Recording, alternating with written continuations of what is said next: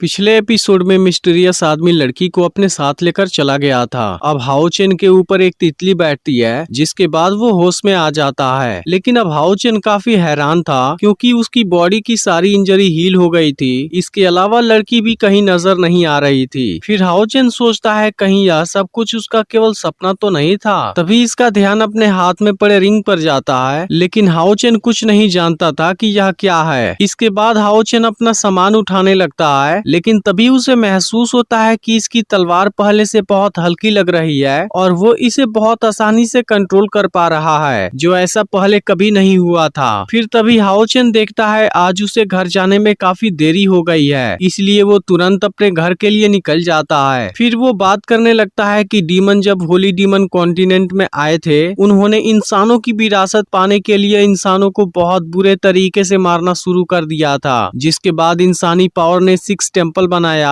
जिनका मकसद डीमन को रोकना और इंसानियत को बचाना था। इसलिए हाओ चेन भी एक वॉरियर बनना चाहता है, क्योंकि वह भी उनके जैसे इंसानों और अपने करीबी लोगों की रक्षा करना चाहता है। फिर कुछ देर में हाओ चेन अपने घर पर आ जाता है और वो अपनी मॉम को काम करते हुए देख परेशान हो जाता है, क्योंकि उनकी तबीयत पहले से ही खराब है। फिर इसकी मॉम पूछती है क्या तुम टेस्ट में पास हो गए, जिसके बाद हाओ चेन इस बारे में बताता है और कहता है कि मैं अब एक वॉरियर स्क्वायर बन चुका हूँ। फिर वो अपनी मॉम को अपना टैलेंट दिखाता है और कहता है कि मैं अब आपको अच्छे से प्रोटेक्ट करूंगा और आपको परेशान नहीं होने दूंगा। इस पर इसकी मॉम कहती है तुम तो हमेशा से ही मुझे प्रोटेक्ट करते हो। तब हाओ चेन कहता है लेकिन यह उतना एनफ नहीं है, मुझे तो अभी अपने फादर की हिस्सेदारी भी निभानी है, जिसके लिए मैं और ज्यादा मेहनत करूंगा। तभी फिर से इसकी मॉम की तबीयत बिगड़ने लगती है, जिसके बाद हाओ चेन तुरंत मेडिसिन बनाने चला जाता है, जहाँ वो अपनी मॉम से पूछता है क्या अंत में डीमन गॉड ने वॉरियर को मार दिया था। तब इसकी मदर बताती है कि नहीं, उस वक्त सभी वॉरियर ने अपनी पूरी कोशिश की थी, लेकिन वो डीमन एम्परर को नहीं रोक पाए थे और डीमन एम्परर ने सभी वॉरियर को बुरी तरह से जख्मी कर दिया था। इसी बीच हाओ चेन मेडिसिन में अपने पास वाला स्पिरिचुअल लिक्विड मिला देता है और पूछता है क्या डीमन एम्परर सच में इतना पावरफुल था। तब इसकी मदर कहती है प्रॉमिस करो कि तुम और भी ज्यादा मेहनत करोगे। इस पर हाओ चेन भी अपनी मदर से जल्दी ठीक हो जाने का प्रॉमिस लेता है। अब रात में हाओ चेन सोने वाला होता है, जिसके दौरान इसे लड़की की याद आने लगती है और इसे उसकी चिंता भी होने लगी थी। इसलिए वो सोचता है कहीं वो मिस्टीरियस आदमी बुरा तो नहीं था और फिर इसके बाद वो सो जाता है। लेकिन इसकी मदर अभी भी जगी हुई थी और वो बाहर कपड़े सुखा रही थी। लेकिन तभी यहाँ पर वो आदमी आ जाता है जिसे हमने वॉरियर टेम्पल में देखा था। तभी हाओ चेन की मदर को इसकी आहट मिलती है, लेकिन उनको लगता है कि हाओ चेन यहाँ पर आया है। फिर वो जैसे ही इसकी आवाज को सुनती है एकदम से हैरान रह जाती है, क्योंकि असल में यह आदमी इसका हस्बैंड सिंग्यू था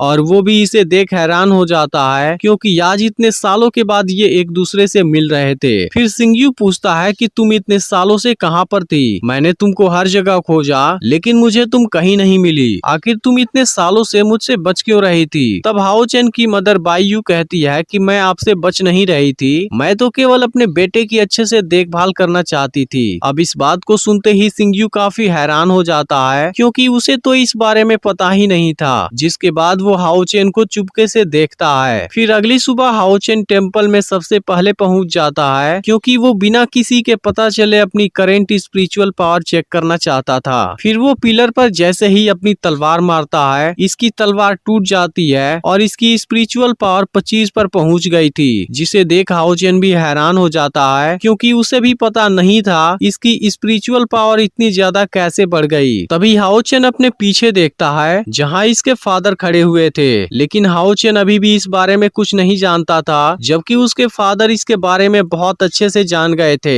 लेकिन उन्होंने डिसाइड किया है कि वो अभी इसे अपने रिलेशनशिप के बारे में नहीं बताएंगे, क्योंकि वो इतने सालों से इसके साथ में नहीं थे, इसलिए वो सही चांस मिलते ही इसे धीरे से सब कुछ बताएंगे। अब हाओ चेन पूछता है आपको कुछ हुआ तो नहीं। तब सिंग्यू कहता है कोई बात नहीं, लेकिन सिंग्यू इतनी कम एज में इतने हाई स्पिरिचुअल पावर को देख हैरान था। फिर हाओ चेन सिंग्यू से पूछता है कि आप कौन हैं। इस पर सिंग्यू हाओ चेन को उसके बारे में सब कुछ बता देता है, जिसे सुनकर हाओ चेन काफी हैरान था। लेकिन इसी वक्त मास्टर यहाँ दौड़ते हुए आ जाते हैं और वो सिंग्यू को रिस्पेक्ट भी देते हैं। फिर वो हाओ चेन से बताते हैं कि इसका नाम सिंग्यू है और वो हायू सिटी वॉरियर ब्रांच से आया है, जो तुम्हें अपना स्पेशल स्टूडेंट बनाकर ट्रेन करना चाहते हैं और यह चीज तुम्हारे लिए बहुत अच्छी है, इसलिए अब अगले 3 सालों तक वही तुम्हारे टीचर हैं और अब तुम्हें उनकी हर बात माननी होगी। अब हाओ चेन भी इसके लिए रेडी हो जाता है और सिंगयू को अपना टीचर मान लेता है। इसके बाद सिंगयू मास्टर से अवेकनिंग स्टोन लेता है, जिस पर मास्टर कहते हैं हाओ चेन अभी काफी यंग है, इसलिए डिवाइन अवेकनिंग एडवांस में होना कोई खतरा तो नहीं है। तब सिंगयू कहता है कि आप इसकी चिंता मत कीजिए। इसके बाद सिंगयू हाओ चेन को अपने साथ लेता है और यहाँ से इसे हवा में उड़ाते हुए निकल जाता है। अब शुरुआत में हाओ चेन को डर तो लग रहा था, लेकिन वो बाद में इसे एंजॉय करने लगता है। फिर सिंगयू हाओ चेन को किसी जगह पर लाता है, जहाँ पर हाओ चेन पूछने लगता है कि आप कौन से वॉरियर हैं और अभी उड़ने के लिए आप किस टेक्निक का यूज कर रहे थे। तभी इसी वक्त सिंगयू यहाँ कोई फॉर्मेशन एक्टिवेट कर देता है और हाओ चेन से कहता है पहले तुम बताओ कि वॉरियर कितने रैंक में डिवाइडेड हैं। तब हाओ चेन बताने लगता है कि इसमें 9 लेवल होते हैं, जिसमें 10 स्पिरिचुअल पावर वाला लेवल 1, 100 स्पिरिचुअल पावर वाला लेवल 2, 200 वाला लेवल 3, 500 स्पिरिचुअल पावर वाला level 4 great warrior, 2000 spirit power वाला लेवल 5 अर्थ वॉरियर, 4000 वाला level 6 radiant warrior, 10,000 spiritual power वाला लेवल 7, 30,000 स्पिरिचुअल पावर वाला लेवल 8 और आखिर में 1 लाख स्पिरिचुअल पावर वाला लेवल 9 होली वॉरियर होता है। तब सिंगयू कहता है क्या तुम्हें पता है विनिंग क्लास में जल्दी जाने के लिए डिवाइन अवेकनिंग रिचुअल की जरूरत पड़ती है, जो एक वॉरियर की सबसे पवित्र सेरेमनी होती है और यह चीज तुम्हारी छुपी हुई स्पिरिचुअल पावर को भी बढ़ा देगी, जो 0 से 100 तक होती है। इसलिए इसकी वैल्यू जितनी ज्यादा होगी तुम उतने ही आसानी से प्रैक्टिस कर पाओगे। अब यह सुनकर हाओ चेन थोड़ा सा डरने लगता है और कहता है अगर मेरी इनेट स्पिरिचुअल पावर कम हुई फिर क्या आप मुझे अपना स्टूडेंट नहीं बनाएंगे। तब सिंगयू कहता है कि इस बात से कोई फर्क नहीं पड़ता तुम्हारी स्पिरिचुअल पावर कितनी ज्यादा है या फिर कितनी कम है, मैं हर हाल में तुम्हें सिखाऊंगा। लेकिन divine awakening process spirit discrimination से जुड़ी हुई है, इसलिए तुम्हें बहादुरी से काम लेना होगा। अब हाओ चेन पूरी बात समझ गया था और कहता है कि मैं अपना बेस्ट दूंगा। इसके बाद हाओ चेन बीच में आ जाता है, जिसके बाद सिंगयू इस प्रोसेस को शुरू कर देता है, जिसका पहला स्टेप उसकी बॉडी को प्योर करेगा और फिर लाइट पावर का वेलकम करेगा। लेकिन हाओ चेन की एज अभी बहुत कम थी, इसलिए इस प्रोसेस में इसे दूसरों से 10 गुना ज्यादा दर्द होने वाला था, लेकिन कैसे भी उसे यह दर्द सहना पड़ेगा। इसके बाद पहला स्टेप शुरू हो जाता है। फिर सिंगयू कहता है कि तुम डरना मत, अगर तुम्हें कुछ भी प्रॉब्लम हुई फिर मैं इसे बीच में रोक दूंगा। लेकिन हाओ चेन को ऐसी कोई भी प्रॉब्लम नहीं हो रही थी। फिर सिंगयू को पता चलता है कि हाओ चेन की बॉडी में कोई भी अशुद्धि नहीं है और इसका 12 राइटनेस भी एक्टिवेट है, जो कि बहुत अच्छी बात थी। इसके बाद सिंगयू मेन स्टेप को शुरू करने जाता है और हाओ चेन से कहता है चाहे कुछ भी हो जाए तुम्हें इसे सहना पड़ेगा और खुद पर यकीन रखना होगा। इसके बाद हाओ चेन एक अजीब सी जगह से गुजरता है और फिर कुछ स्टूडेंट के बीच आकर खड़ा हो जाता है, जहाँ एक मास्टर भी थे और वो सभी को 10 कमांडमेंट्स के बारे में बता रहे थे। वहीं अब हाओ चेन की स्पिरिचुअल पावर धीरे धीरे एक्टिवेट होने लगती है, जो 70 नंबर तक पहुँच गई थी। यह देख सिंगयू कहने लगता है सब कुछ तो ठीक है, लेकिन मुझे नहीं पता यह लड़का कितने ट्रूप्स को रोक पाएगा।